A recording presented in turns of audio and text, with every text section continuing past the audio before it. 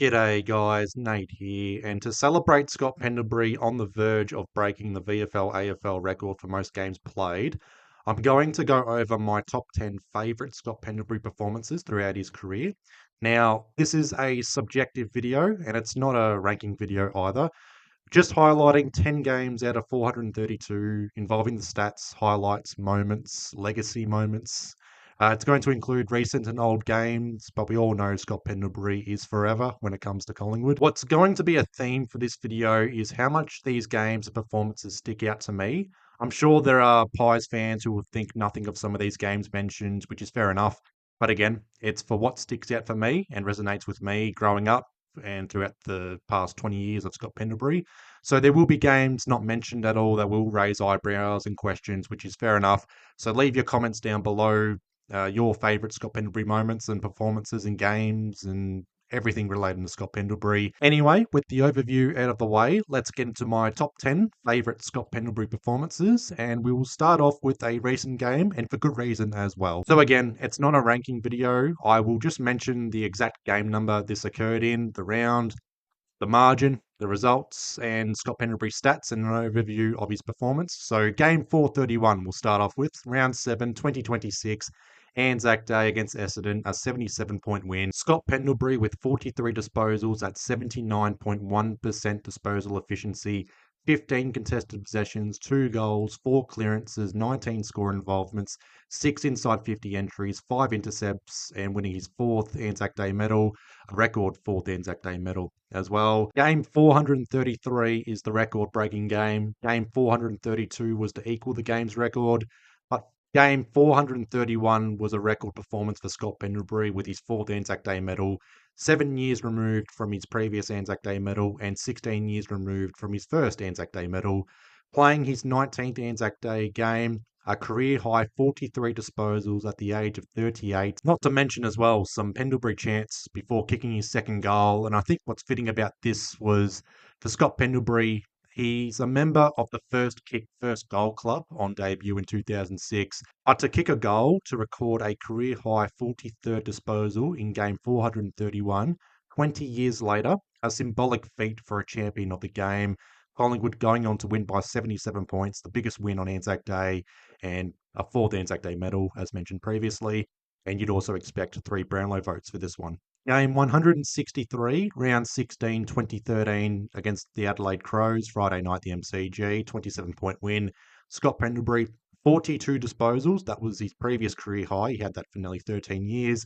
16 contested possessions, 2 goals, 8 clearances, 14 score involvements, 8 inside 50 entries, 5 tackles. The old metres gained involved in this one, 566 metres gained, and 3 Brownlow votes. Now again, this was the previous career high disposal game for Scott Pendlebury on a Friday night, the MCG. And this was a captain's performance before he took over the Collingwood captaincy. We were down by 25 points at quarter time. Collingwood needed players to step up, create a spark, and mount a comeback. And what we got was Scott Pendlebury stepping up, creating a spark, and mounting a comeback. In Luke Ball's 200th game, Steel Sidebottom's 100th game, this was a 52-point turnaround from quarter time, 2 final quarter goals from Scott Pendlebury, and a celebration to seal the deal. So we've gone from game 431 to game 163. We go back a little bit further to 2007, game 31, semi-final 2007 against the West Coast Eagles. A 19-point win in extra time as I shift the stats to the right side of the screen and cut Pendlebury's arm off. Pendlebury, 26 disposals, 11 contested possessions, a goal in extra time, 7 clearances and 5 tackles. What sticks out for me with this one, the obvious one being a semi-final win in extra time against the reigning premiers on their home deck. For Pendlebury, in game 31, to have, at the time, a career-best game in that sort of environment. Finals footy, September, on the road, interstate, extra time, pressure immense. This was during a period of transition for Collingwood as we debuted probably about 10 players. So I'd have to double check that. On top of Pendlebury in his second season, Dale Thomas also in his second season, Dane Swan emerging in the midfield. We had 8 players play 50 games or less in this semi-final win. 8 players, 21 and younger. Another tidbit from this as well was Scott Pendlebury was coming off an elimination final win against Sydney, where he had a breakout game the week prior. So to have back-to-back breakout games in his first finals footy campaign says a lot about Pendlebury. And this semi-final win was also the final win for the careers of Nathan Buckley, James Clement, and Guy Richards. So just throwing that out there. Just goes to show, playing with Buckley, Clement, and Guy Richards, just three legends of Collingwood. Now, I do have some milestone games involved, and we'll go with game 200, round 8, 2015, against the Gold Coast Suns. A 69-point win, as I shift the stats back to the left. Very nice. Pendlebury, 35 disposals at 80% disposal efficiency, 3 goals, 8 inside 50 entries, 15 score involvements, 4 goal assists, and 3 Brownlow votes. This one sticks out for me personally, and it's a bit of a story time as well. This game was a Saturday twilight up at the Gold Coast. Now, I was playing footy at the time, so I would play around 2 o'clock. These games would finish at about 5 o'clock. My game at the time, we got thumped by 253 points in an away game where I had to travel about 90 minutes. So to travel 90 minutes to get flogged in footy, then to travel back home, it was a shit feeling, it was a shit day. I like to keep a cool head and remain calm and balanced. But at the time, I was very distraught. We had a club ball that night as well. So they head home, shower up, suit up, and try and have a good night. But the loss was so bad that I couldn't go out at all. I'm a competitive person by nature, and I just hate losing. I also hate losing big, and I don't want to have my weekend ruined from a simple game of footy. So instead, I just stayed home and I watched the Pies and Sons on replay. Now, in 2015, I was out of high school, still living with my parents. So we had to record this game on Foxtel. This was before KO existed. No full replay on the AFL website that night. It took a bit of time to upload the full match replay and whatnot. So I'd get home around 7 o'clock-ish and I would watch the game on replay, knowing we won easily. It's a game that sticks out for me, even though I watched it on replay, not live. But Pendlebury, 200th game. Taylor Adams, 50th game.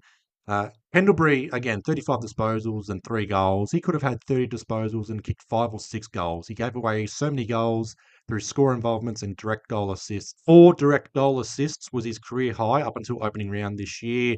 15 score involvements. Jamie Elliott kicked 5 goals. Jesse White kicked 4 goals. Fasolo kicked 3 goals, which goes to show just how bad Gold Coast were in their early stages of their existence. No Gary Ablett in this game as well, which was going to mean one thing and one thing only. And to think as well, 200 games, he wasn't even halfway through his career at that point. But another milestone game, we go from Gold Coast to Adelaide. Game 350, round 18, 2022 against the Adelaide Crows, a 5-point win.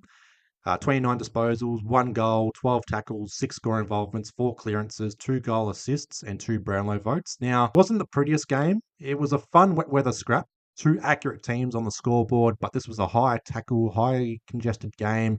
This was during Collingwood's 11-game win streak, and the majority of these wins were plucking these wins out of our arse crack.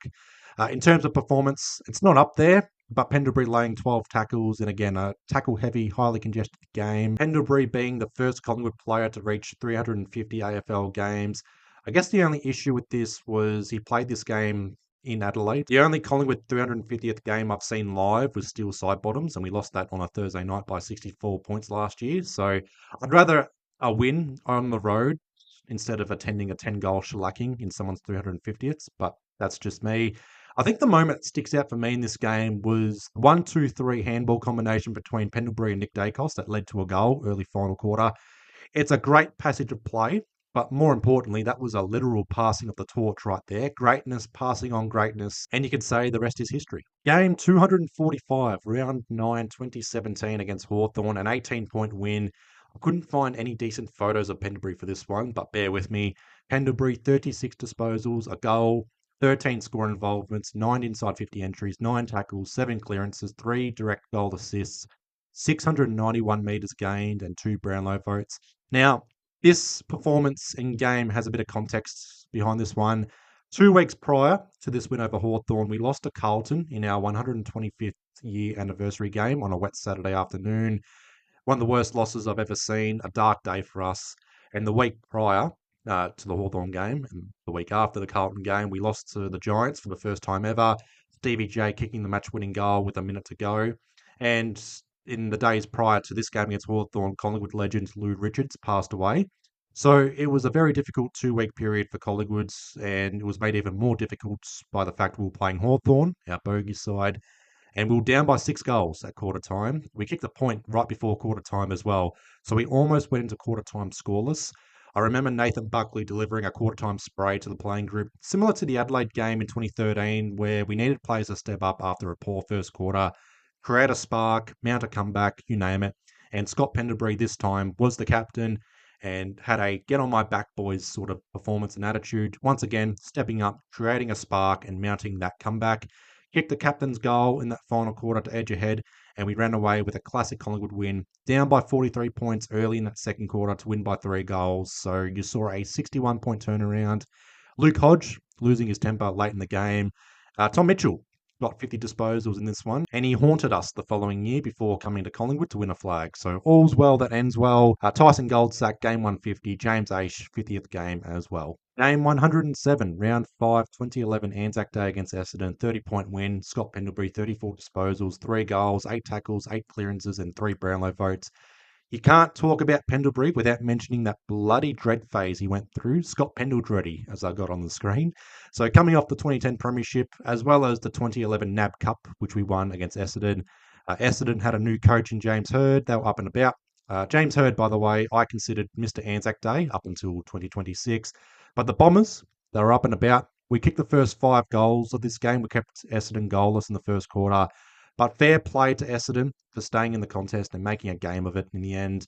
They never got the lead, Essendon, and the lead never got above 5 goals. The biggest margin of this game was 30 points, and that was after the siren. Scott Pendlebury kicking his 3rd goal to go with his 34th disposal and a well-earned 2nd Anzac Day medal. Back-to-back Anzac Day medals at the time, joining James Hird and Severio Rocker for multiple Anzac Day medals. Game 135, round 8, 2012 against Geelong. Friday night, the MCG, a 12-point win. Pendlebury, 30 disposals, a career-high 4 goals, 6 tackles, only 2 clearances, 9 score involvements, 7 inside 50 entries, 666 metres gained, and 3 Brownlow votes.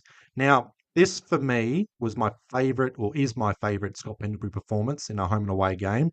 I said only 2 clearances, but he did absolutely everything in this game. Some more context as well for this sort of performance was this was the grand final rematch, Collingwood v Geelong. My family is either Collingwood or Geelong, so it's a big game for me personally. Friday night, the MCG, it's not how you start, it's how you finish. But Scott Pendlebury, he's just not normal. He is a freak of nature. He'll start the game great and he'll finish the game great. He kicks the first goal of the game in the first minute and kicks the final goal of the game with a minute to go. And I'm going to say he kicked 2 of my favourite Pendlebury goals in this game against Geelong. Late in the second quarter, 2 bounces and a goal from 55 metres out. Buddy Franklin-like, but the pace was different, as Dennis Cometti said. And the final goal of the game from the centre square, 6 points up, all results on the table, gets the ball 60, 65 metres out. I'll put Mayo on it. Top of the square as he kicks it. In my mind, as well, as he kicked it, I'm going, right, it's going to go through for a score, so we're going to win most likely. Any score would do. But then it bounces left, not sharp left, but bounces left, goes straight through for a goal for a Collingwood win. And this performance occurred during a 5 to 6 game stretch in 2012 where Pendlebury, I thought, was head and shoulders the best player in the competition. He didn't get the Brownlow votes during this period, just 10 Brownlow votes across a 5-game stretch here, which is still decent, but he played 21 games in 2012. 18 of those games, he had 29 or more disposals. And this win at the time was our 5th in a row in the middle of a 10-game win streak. So certain points in 2012 where we were the best team in it, but not to be, unfortunately. And I think we know where this is heading, 2 grand final wins. So game 102, the grand final replay, 2010 against St Kilda, a 56-point win. Scott Pendlebury, 29 disposals, 6 clearances, 11 tackles, 4 inside 50 entries, and winning the 2010 Norm Smith medal. Now, some copyright issues with the 2010 grand final replay, so bear with me.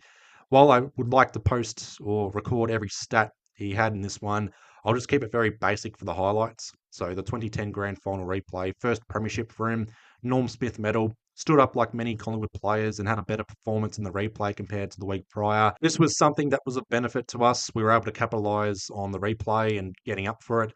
And the context behind this as well was the week prior, Scott Pendlebury had a stomach bug, lost 6 kilos in the lead up to the grand final.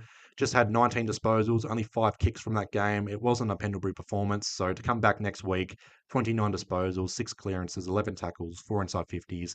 Mick Malthouse getting the boys up for the replay. Pendlebury stepping up, standing tall, and the Norm Smith medal. Or should I say Scott Emblebury. And the winner of the Norm Smith medal for 2010 is Scott Emblebury from Collingwood. And the final game to mention, game 383, grand final 2023 against Brisbane, 4-point win. Pendlebury, 24 disposals, 1 goal, 6 clearances, 4 centre clearances, 4 tackles, 4 inside 50s, and 7 score involvements for a second premiership. Now, you've heard of the cliche, a game of two halves. Well, this was a performance of two halves for Pendlebury. 24 disposals, but the final quarter is what makes Scott Pendlebury so great.